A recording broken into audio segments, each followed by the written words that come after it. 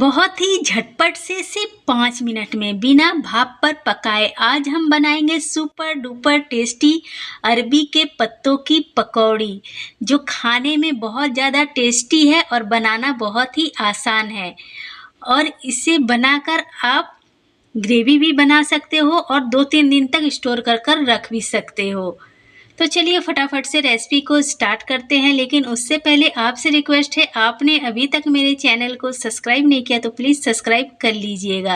अगर फेसबुक पर देख रहे हो तो मेरे चैनल को फॉलो कर लीजिएगा। तो सबसे पहले हमें अरबी के पत्तों को अच्छी तरह से वॉश कर लेना है। ये ताज़े ताज़े खेत से तोड़ कर आए हैं। इसमें धूल मिट्टी तो टिकती नहीं है, फिर भी हम इसे अच्छी तरह से वॉश कर लेंगे। इस पत्ते की यही खासियत है कि इसमें ना ही धूल मिट्टी और ना ही पानी टिकती है। तो अच्छी तरह से धोने के बाद हम इसे फटाफट से इसके सारे जो पीछे का जो बड़ा बड़ा डंठल है ना, उसे कट कर कर निकाल लेंगे। तो मैं बैठकर इसे पहसुल से काट रही हूँ। इसे हमारे यहाँ पर पहसुल बोलते हैं, बंगाली में बोठी बोलते हैं और इसे कहीं कहीं हसुआ भी बोलते हैं।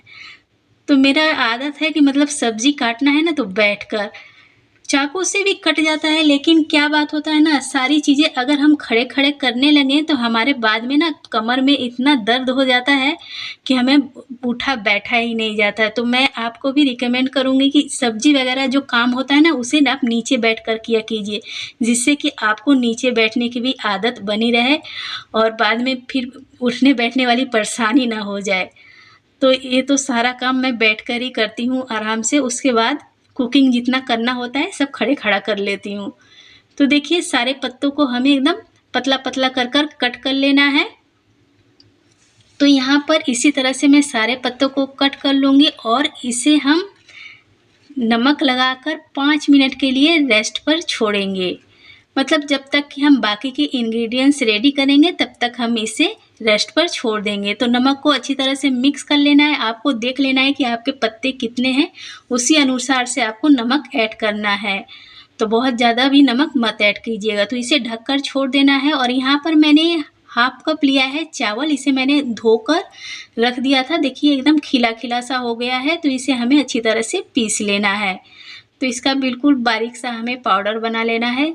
जब इस पकौड़ी में हम चावल का आटा यूज़ करते हैं ना, तो हमारी पकौड़ी सॉफ्ट नहीं होती, कितनी भी ठंडी हो जाए कुछ भी हो जाए, ये कुरकुरी ही रहती है। तो यहाँ पर पत्तों को ले लिया, इसमें मैंने 7 हरी मिर्च को कट कर कर डाला है, हाफ चम्मच धनिया पाउडर, हाफ चम्मच जीरा पाउडर, 1/4 चम्मच गोल मिर्च पाउडर, हल्दी डाला है थोड़ा सा 1 चम्मच से कम, और यहाँ पर मैंने डाल दिया 3 चम्मच बेसन। अगर कप से कहूँ तो ये 1 कप बेसन है। डालेंगे 1 चम्मच चावल का आटा। तो इन सभी चीज़ों को हमें अच्छी तरह से मिक्स करना है, सूखा ही मिक्स करना है। हमने इसमें नमक डाला है, इसलिए नमक अब नहीं ऐड करेंगे। अगर आपको लगे कि आपने कम नमक डाला है तो ऐड फिर से कर सकते हो। आप इसमें लाल मिर्च का भी यूज कर सकते हो, लेकिन मैं इसमें लाल मिर्च का यूज नहीं करूँगी। तो अब यहाँ पर हम इसमें बहुत थोड़ा सा पानी ऐड करेंगे। मतलब आप देख लीजिएगा कि कितना सॉफ्ट हुआ है मसलने के बाद। पत्तों के पानी से अगर आपका हो जाता है तो ठीक है, अगर पत्तों के पानी से नहीं हो रहा है तो थोड़ा सा मतलब 5-6 चम्मच के लगभग में पानी डालकर मिक्स कर लीजिए। और यहाँ पर मैंने एक आम का अचार लिया है, इसकी अठली मैंने निकाल दी है, इसका जो गूदा होता है ना वही है, उसी को अच्छी तरह से मसल लिया और इसे अच्छी तरह से हम मिक्स कर लेंगे। और आप देख सकते हो बिल्कुल भी हमारा ये डो गीला नहीं हुआ है, बहुत अच्छा सा डो रेडी हो गया है।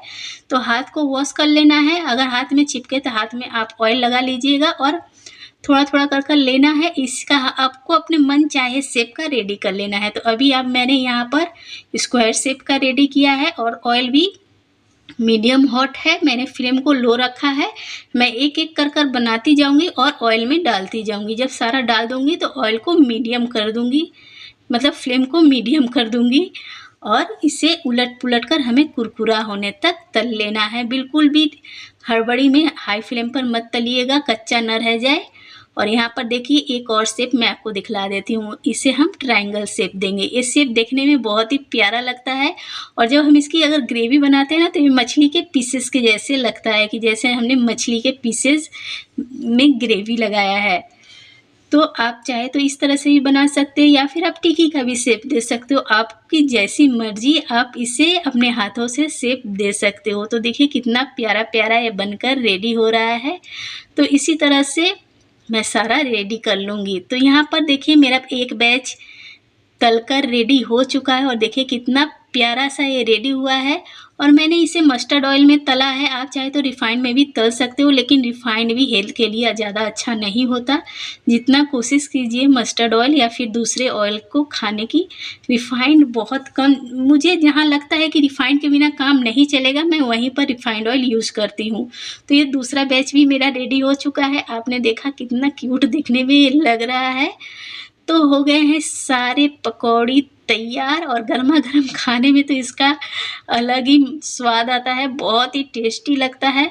आप इसे इस तरह से तलकर इसकी ग्रेवी भी लगा सकते हो या फिर आप इसे तलकर रख दो, आपको जब लगाना हो आप फ्रिज में 1-2 दिन तक इसे स्टोर कर भी रख सकते हो, कोई दिक्कत नहीं है। और इसे बनाना बहुत ही आसान है, ना ही हमने इसे भापा और ना ही इसमें अलग-अलग पत्ते लेकर बेसन लपेटे। वो सब करने में ना थोड़ा झंझट होता है, बहुत समय लग जाता है। और देखा आपने सिर्फ 5 मिनट में हमारी बहुत ही टेस्टी सी पकौड़ी बनकर हो गई है तैयार।